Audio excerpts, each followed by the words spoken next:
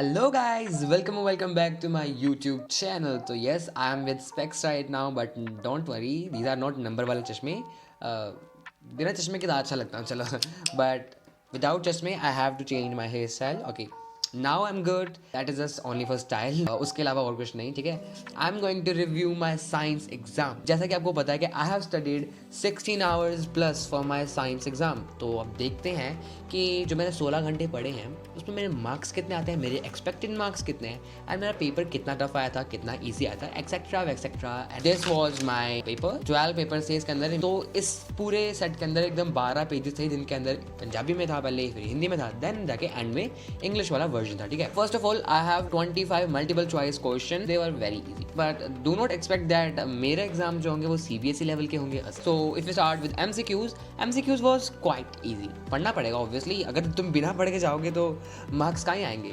First question was indigestion होती है तो क्या यूज करते हैं. मैंने कह दिया एंटासिड्स. एनसीईआरटी की एक्टिविटी से ये वाला क्वेश्चन आया था. जवाब देना चाहता हूँ एक व्यूअर को जिनने कमेंट किया था कि भाई तेरा स्टेट बोर्ड है तो तभी तेरे 100 आउट ऑफ 100 या फिर 100 आउट ऑफ समथिंग इतने ज़्यादा मार्क्स आ रहे हैं. सीबीएसई में आके देख कितने कम आते हैं. तो मैंने तो कहा कि मेहनत तो बराबर लगती है, तू जो पढ़ता है वही मैं पढ़ता हूँ, मैं भी एनसीईआरटी पढ़ता हूँ, तू भी एनसीईआरटी पढ़ता है. वो उसने मेरे को कहा कि तेरे स्टेट में तो भाई एक्सरसाइज से क्वेश्चन उठ के आते हैं, इन टेक्स्ट क्वेश्चन जो होते हैं वो उठ के आते हैं सीधा. तो मैं बस वही पढ़ के चल जाता हूँ एंड वही मैं एग्जाम में लिख देता हूँ, तभी मेरे मार्क्स इतने अच्छे आते हैं. तो जरा मेरे को ना तू जरा मेरे को बता दे रहा है एनसीईआरटी में ऐसा कहीं लिखा हो कि what is the colour of powder obtained after the combustion of magnesium ribbon. तो भाई this is the activity of NCERT है ना, मैग्नीशियम रिबन वाली एक्टिविटी है. बट ये वाला क्वेश्चन नहीं है एनसीईआरटी में, बट फिर भी आया. एक्टिविटी से पेपर भी आता है एंड एनसीईआरटी की हर लाइन से भी पेपर आ सकता है. नॉट जस्ट लाइक कि तुम एक्सरसाइज के क्वेश्चन पढ़ लो, इन टेक्स्ट क्वेश्चन पढ़ लो, बस तुम्हारा हो गया. भाई हमें भी पढ़ना पड़ता है, ऐसे नहीं नंबर आते, ठीक है ना. अगेन सेकंड क्वेश्चन जो एनसीईआरटी में नहीं है बट आया है, मतलब एनसीईआरटी में तो होगा लेकिन लाइंस में होगा ना, कि ढूंढना पड़ेगा चैप्टर्स के बीच में, ये नहीं कि एक्सरसाइज में दिया है कहीं. तो question was magnetic needle always points in which directions. छोटे बच्चों वाली बात है कि ऑब्वियसली नॉर्थ डायरेक्शंस में होगी, but again this was not in NCERT exercise और समथिंग एल्स, और स्टेट बोर्ड एक्सरसाइज ऑब्वियसली. भाई मेरे स्टेट बोर्ड की जो बुक्स होती है ना वो एनसीईआरटी ही होती है, तो मैं वही पढ़ता हूँ. So it is good for me that I am studying NCERT all the time, not my state boards book, because my state board books are NCERT's copy ditto for maths and for science. SST का मेरे को पता नहीं because SST is in my Punjabi language and in science and maths is in English, so I don't know what I'm talking so fast and so ridiculous and so much. So let's move on. So my point was only that मेरे कुछ जो question होते हैं वो भी NCERT और NCERT exercise से नहीं आते, बीच से भी उठ के आए थे. That we have to thoroughly read. Okay, then this question मेरा बस भाई मेरे जो एक्सपेक्टेड मार्क्स हैं ना वो मैं एंड में बताऊंगा, लेकिन एक गलती जो मुझसे एमसीक्यूज में हुई, it was biosphere includes. Biosphere में क्या क्या आता है, एटमॉस्फेयर आता है, हाइड्रोस्फीयर आता है, लिथोस्फीयर आता है, ऑल ऑफ द अबव आते हैं. तो मैंने तो भाई गलती से कर दिया लिथोस्फेयर, तो गलती होगी, ऑल ऑफ द अबव आना था एंड मैंने लिथोस्फेयर कर दिया, तो बस ये गलत हो गया. बाकी they was very easy. Then ना मैंने ना क्वेश्चन आराम से ना रीड नहीं किया, आई वाज वेरी नर्वस था साइंस के एग्जाम के वक्त.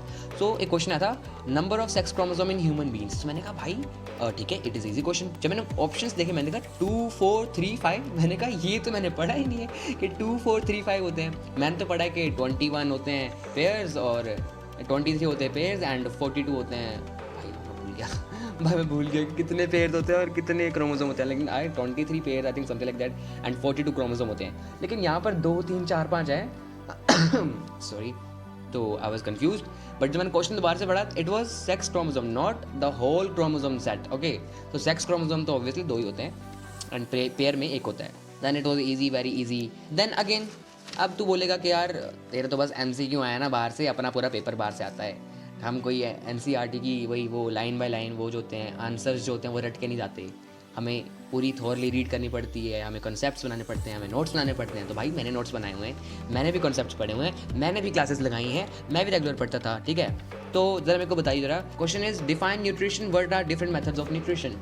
अब मेरे को बताओ जरा यार, एनसीईआरटी में या फिर मेरी स्टेट बुक जो एनसीईआरटी की ही कॉपी है उसमें ये क्वेश्चन कहाँ है. क्वेश्चन तो भाई नहीं है, ना ही एक्सरसाइज में ना ही इंडेक्स में, फिर भी आया ना, और फिर भी मैंने लिखा ना, because I know what is nutrition and what are the different types of nutrition, different methods of nutrition. Although it's very easy question, but तू ये नहीं कह सकता कि यार मैं तो बस इंटेक्स और एक्सरसाइज के क्वेश्चंस याद करके जाता हूँ। ऐसे क्वेश्चन चलते रहे, बहुत इजी क्वेश्चंस थे। Again there is a question, what are sex chromosomes. अब ये क्वेश्चन भी नहीं है एनसीईआरटी में, बट फिर भी आया।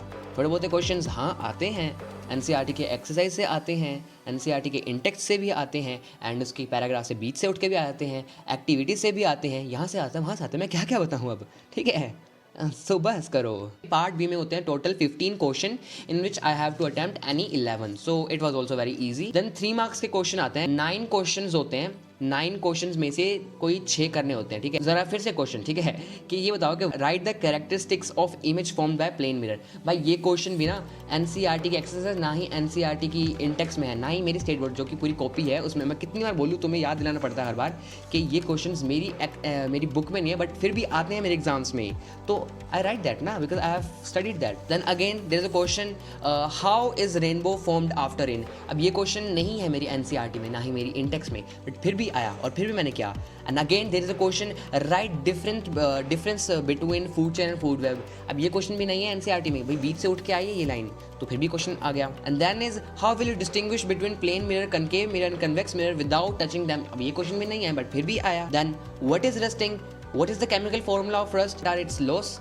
अब ये क्वेश्चन भी एनसीईआरटी में नहीं है, फिर भी ये आया। देन 5 मार्क्स के क्वेश्चन, जैसे मैंने आपको बताया था पेपर के, जब मैंने व्लॉग बनाया था साइंस स्टडी व्लॉग, मैंने कहा था ना कि एक लॉन्गिट्यूडनल सेक्शन ऑफ फ्लावर्स होता है, एकदम मोस्ट इंपॉर्टेंट क्वेश्चन है मेरे बोर्ड में आता है। तो यहाँ पर भी आया है methods of contraception and advantages of sexual reproduction over asexual reproduction. ये वाले क्वेश्चन मैंने किए। Then I have to explain malleability और अलोए, डक्टिलिटी, मेटेलिक लस्टर, ये सारी चीज़ें आई थी। मैंने एक्सपेक्ट नहीं था भाई 5 नंबर को, तो मैंने एक्सपेक्ट किया था कि कोई हार्ड सा न्यूमेरिकल आया था जैसे प्री बोर्ड में आया था, वैसा तो नहीं आया कुछ 5 नंबर के क्वेश्चंस में, लेकिन हाँ बहुत इजी क्वेश्चन आए थे, एकदम थ्योरी बेस्ड आए थे 5 नंबर के क्वेश्चन। मेरे एक्सपेक्टेड मार्क्स जो हैं वही मेरे परमानेंट मार्क्स रहेंगे, एंड ऑब्वियसली मैं दावे से कह सकता हूँ कि मेरे मार्क्स 99 ही आएंगे out of 100, but I am happy and hope करते हैं कि 99 ही आए, 99 से कम नहीं आए। तो भगवान प्लीज़ बचाना, ठीक है। तो बाय।